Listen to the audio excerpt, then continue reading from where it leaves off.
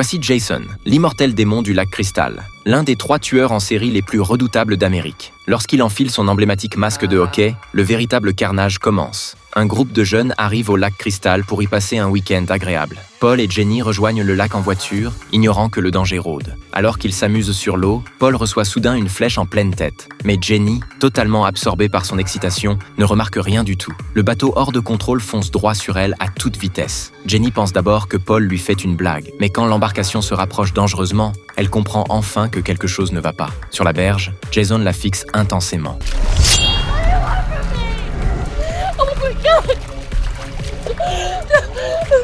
Jenny nage désespérément jusqu'au ponton pour se cacher dessous. Les pas se rapprochent et elle n'ose même plus respirer.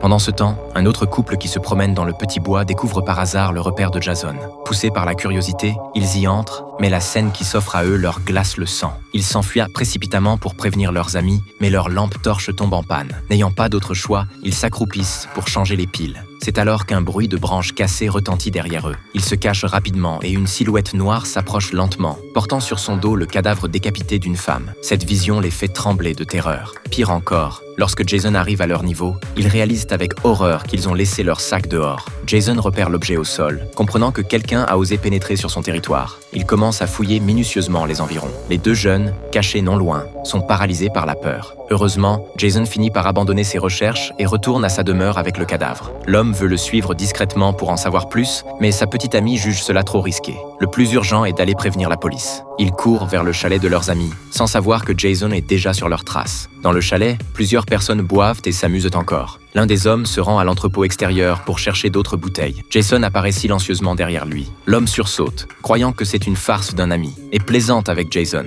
Mais Jason n'est pas d'humeur à rire. Il le saisit brutalement, le projette contre le mur, et lui enfonce un tournevis dans la gorge sans la moindre hésitation. C'est alors que le couple fait irruption, lui racontant frénétiquement ce qui vient de se passer. Jack ne les croit pas du tout. Sans insister davantage, le couple appelle immédiatement la police. Jack réalise alors la gravité de la situation. Inquiet pour son ami qui n'est toujours pas revenu, il saisit une poêle en guise d'arme et sort le chercher. À peine a-t-il franchi le seuil que l'atmosphère sinistre le saisit, mais il rassemble son courage et avance pas à pas vers l'entrepôt. Il appelle son ami à plusieurs reprises sans obtenir de réponse. Il entre prudemment dans la pièce de l'entrepôt et aperçoit des traces de lutte au sol, entourées de taches de sang. Il comprend immédiatement que son ami a eu des ennuis. Le cœur battant, Jack ouvre le congélateur. Heureusement, il n'y a que de la viande congelée à l'intérieur. Il commence à peine à respirer quand soudain le cadavre de son ami tombe du plafond.